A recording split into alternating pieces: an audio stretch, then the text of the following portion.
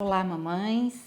Nós já conversamos sobre o Baby Blues e agora nós vamos falar de um assunto um pouquinho mais sério, que é a depressão pós-parto. Relembrando um pouquinho, né, o Baby Blues, ele trata daquela tristeza, daquela melancolia que a mamãe tem e que vai da primeira semana até 15 dias, pode durar até 15 dias, e que é uma questão fisiológica, ou seja, não precisa ter nenhuma intervenção para que ela passe, porque vai passar normalmente. Se não passar e a coisa começar a piorar e essa tristeza começar mais forte e o choro vier mais intensamente, a gente já tem que pensar num quadro de depressão pós-parto. A depressão pós-parto, ela tem uma diferença em relação ao blues, e eu acho que é importante salientar isso até para mamãe e para a família poder ajudar na identificação, é que a depressão pós-parto, ela vem com uma questão muito importante e muito forte, que ela tira a vitalidade dessa mãe. E o que quer dizer isso? Ela perde o ânimo, perde a vontade, não só de cuidar do seu bebê, mas de fazer qualquer atividade. E ela vem também acompanhada de sensações muito fortes, inclusive de ideações suicidas. Ela pode vir acompanhada por essas ideações, o que é uma coisa já para se procurar uma ajuda. Por isso, diferentemente do Baby Blues, na depressão pós-parto é preciso que haja uma intervenção médica, ou seja, é importante e por isso fale com seu obstetra que ele pode lhe acompanhar, mas o importante é procurar uma ajuda psiquiátrica e uma ajuda de psicoterapia. E é importante falar com o obstetra, por quê?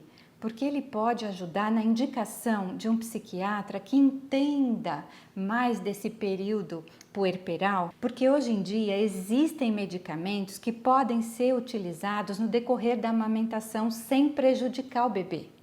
Por isso é importante o encaminhamento para um psiquiatra especializado. O que a gente pode dizer sobre a depressão pós-parto é um alerta para que ela seja prevenida.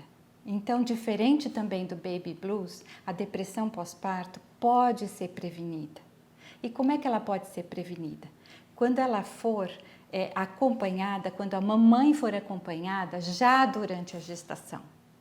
Então, se você sentir na gestação já algum sintoma que sinalize uma depressão, precisa ser comunicado ao obstetra.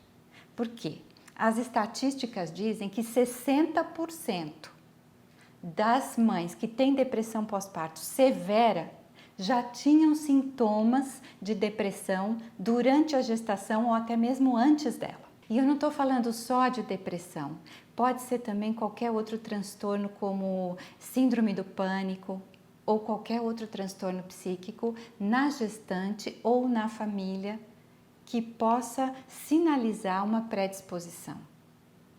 Outro fator que a gente percebe e as pesquisas indicam como importante e que podem sinalizar uma depressão pós-parto é se a gestante romantizou demais essa fase e quando ela se vê frente a frente com o seu bebê real e não com aquele bebê idealizado, com a maternidade real e não com a maternidade idealizada, com a amamentação real, com os problemas que ocorrem nessa fase, com a intensidade e o turbilhão de emoções, ela se frustra.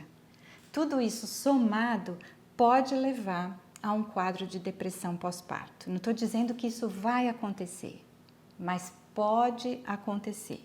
Se todo esse quadro estiver presente, é bom que se fique alerta para prevenir, porque prevenir é sempre a melhor opção quando a gente fala de depressão pós-parto. Outras dicas de prevenção para a mamãe são muito simples e não diferem muito da depressão que não é decorrente do parto. Quais são? Exercício físico, cuidar da alimentação, e aquelas que são específicas desse período são: tenha uma rede de apoio, peça ajuda, família, amigos, procure colocar como você está se sentindo. Isso não é vergonha, isso não é medo. Como a gente falou, isso ocorre em 60% a 80% das mulheres. E a depressão pós-parto tem ocorrido em 10% a 15% das mulheres, das mamães. E isso é um número muito considerável. Imagine como esse número é grande. Então, peça ajuda. Peça para a família, peça para as avós, para as amigas. Fale como você está se sentindo, fale com seu obstetra, até com o pediatra do seu filho. Porque todos eles vão poder te ajudar nesse momento. E agora eu queria ter uma fala exclusiva para os papais. Papais ou quem exerce a função paterna. Esse é um momento em que a mãe vai precisar muito do seu apoio incondicional e da sua aceitação. Então, se ela estiver chorando, tudo bem, e diga para ela que está tudo bem. Diga para ela que você está aí para ela, que você vai dar o apoio e que ela pode sim desabar um pouquinho, porque ela não tem que ser forte o tempo todo. E que você está aí para dar esse apoio, que você está aí para ajudá-la, que você está aí para proteger essa díade mãe e bebê que é tão forte e é tão importante que se estabeleça esse vínculo. Então, pai, essa é a sua função nesse momento, mas a gente vai falar disso num outro vídeo. E para a família, um recadinho especial também, porque a gente sabe que a família quer ajudar, que a família quer estar presente, que a família quer participar, mas será que qualquer coisa que a família fizer naquele momento ajuda? O apoio da família nesse momento é para a mamãe e não para o bebê. É a mamãe que está precisando desse apoio, é a mamãe que está invisível nesse momento, porque todos os olhares são para o bebê. E esse apoio, como é que tem que ser? Ele tem que ser dado respeitando as decisões dessa mãe, que ela está descobrindo a forma de exercer a maternagem dela. Como é que ela quer maternar? É um direito que ela tem. Então, respeitando as decisões dela. Quer dar um palpite, vovó? Quer dar um conselho? Dá se a mamãe pedir. Mas se ela não pedir, melhor deixar que ela faça do jeito dela, porque ela tem esse direito. Ela tem o direito de acertar, de errar, até descobrir qual é o jeito que ela quer maternar. O bebê é muito receptivo a isso. Ele aceita isso. Ele está formando ali, ele está reconhecendo aquela mãe, agora do lado de fora. E da mesma forma, a mãe está reconhecendo o seu bebê. Então, essa é a relação mais importante desse momento. E o vínculo que é formado aí, ele vai ser útil para toda a vida.